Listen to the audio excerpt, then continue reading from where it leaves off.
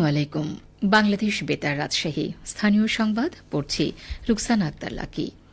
ক্ষমতাচ্যুত সাবেক প্রধানমন্ত্রী ও আওয়ামী লীগ সভাপতি শেখ হাসিনা সহ বিদেশে দলটির পলাতক নেতাদের গ্রেফতারে ইন্টারপোলের রেড নোটিশ জারির বিষয়ে পদক্ষেপ নিতে পুলিশ মহাপরিদর্শককে চিঠি দিয়েছেন চিফ প্রসিকিউটর মোহাম্মদ তাজুল ইসলাম।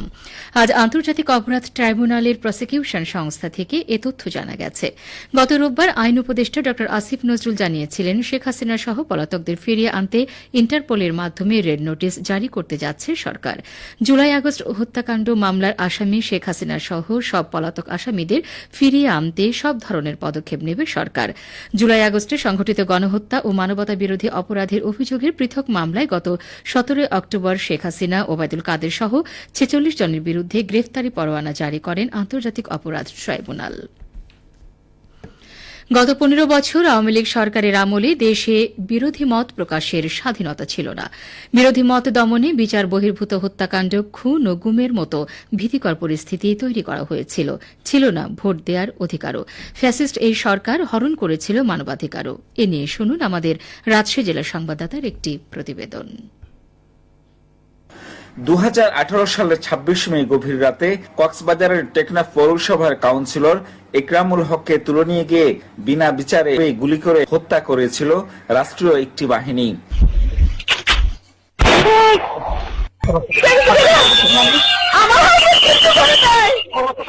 বেসরকারি মানবাধিকার সংস্থা অধিকারের তথ্য মতে ফ্যাসিস্ট আওয়ামী সরকারের আমলে দেশে প্রায় ৩,০০০ মানুষ বিচার বহির্ভূত হত্যাকাণ্ডের শিকার হয়েছেন, আর গুম হয়েছেন ৬৭৭ জন। ১,০৪৮ জন আইনশৃঙ্খলা বাহিনীর হেফাজতে থাকা অবস্থায় মারা যান। ক্ষমতায় টিকে থাকতে আওয়ামী লীগ সরকার গোটা দেশে ভয়ের সংস্কৃতি চালু করেছিল বলে জানান সুশাসন বিশ্লেষক ও মানবাধিকার কর্মী সুব্রত কুমার পাল। চোখ বন্ধ করলেও কিন্তু আমরা দেখতাম যে আমাদের সামনে একটা ভয়ের সংস্কৃতি, আমার মত প্রকাশের স্বাধীনতার কথা যদি আমি বলি, সে জায়গায় কিন্তু কোনোভাবে সেটা অ্যাড্রেস করা হয়নি। এই যে মত প্রকাশের স্বাধীনতা, ভোটাধিকারের যে স্বাধীনতা, চিন্তা এবং বিবেকের স্বাধীনতায় যে বাধা তৈরি করেছে, এই জায়গা থেকে যারাই এই কাজ করেছে তাদেরকে কিন্তু আইনের আওতায় এনে যথাযথ শাস্তি যদি নিশ্চিত করা না যায়, তাহলে ভবিষ্যতেও আরো বড় ধরনের সংকট তৈরি করতে পারে বলে আমি মনে করি। তিনি আরো বলছেন, রাষ্ট্রযন্ত্রকে ব্যবহার করে আইসিটি অ্যাক্ট বা ডিজিটাল সিকিউরিটি আইনের নামে ব্যক্তির মত প্রকাশের স্বাধীনতা হরণ করেছিল আওয়ামী লীগ। যখন আয়নাঘরের কথা বলা হয় তখনই কিন্তু আমাদের একজন সাধারণ মানুষ হিসেবেও যদি আমি ভাবি, আমার কিন্তু লোমকূপ কিন্তু দাঁড়িয়ে যায়। কারণ এই যে ভীতিকর যে পরিস্থিতি তৈরি হয়েছিল, যে ভীতিকর পরিস্থিতির কারণে স্বৈর শাসন যেভাবে তাদের ভূমিকা রেখেছে, এখানে আমি অন্যায় দেখলো আমাকে মুখ বুজে থাকা ছাড়া কিন্তু কোনো গতি ছিল না। আওয়ামী লীগ সরকারের আমলে মানবাধিকার ও গণতন্ত্র পর্যবেক্ষক বিষয়ক আমেরিকান সংস্থা ফ্রিডম হাউস বাংলাদেশে মানবাধিকার পরিস্থিতিকে ১০০ এর মধ্যে ৩৭ বা আংশিক বলে মূল্যায়ন করেছিল। জিয়াউল গনি সেলিম, জেলার সংবাদদাতা, বাংলাদেশ বেতার, রাজশাহী। দেশে সরকারি বেসরকারি স্কুলে প্রথম থেকে নবম শ্রেণী পর্যন্ত ভর্তির আবেদন শুরু হয়েছে। আজ বেলা ১১টা থেকে অনলাইনে আবেদন করতে পারছে শিক্ষার্থীরা। এই প্রক্রিয়া চলবে আগামী ৩০ নভেম্বর বিকেল ৫টা পর্যন্ত। আবেদন শেষে লটারির মাধ্যমে শিক্ষার্থী বাছাই ও ভর্তি করানো হবে। এবারে ভর্তির আবেদন ফি ১১০ টাকা নির্ধারণ করা হয়েছে। মোবাইল সেবাদানকারী প্রতিষ্ঠান টেলিটকের মাধ্যমে এ ফি পরিশোধ করতে হবে।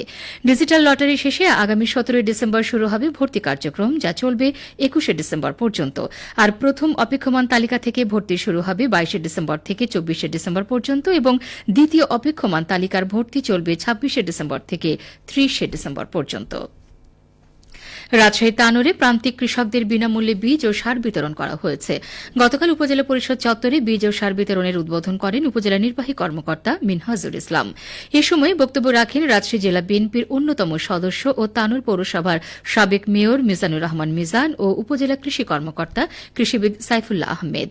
উপজেলার ৭টি ইউনিয়ন ও ২টি পৌরসভার ৯,০০০ কৃষকের মাঝে প্রত্যেককে ১ কেজি সরিষা বীজ, ১০ কেজি ডিওপি ও ১০ কেজি এমওপি সার প্রদান করা হচ্ছে।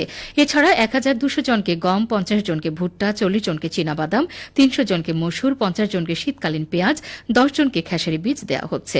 অনুষ্ঠানে উপজেলা মাধ্যমিক শিক্ষা অফিসার সিদ্দিকুর রহমান ছাড়াও উপজেলার অন্যান্য কর্মকর্তারা উপস্থিত ছিলেন।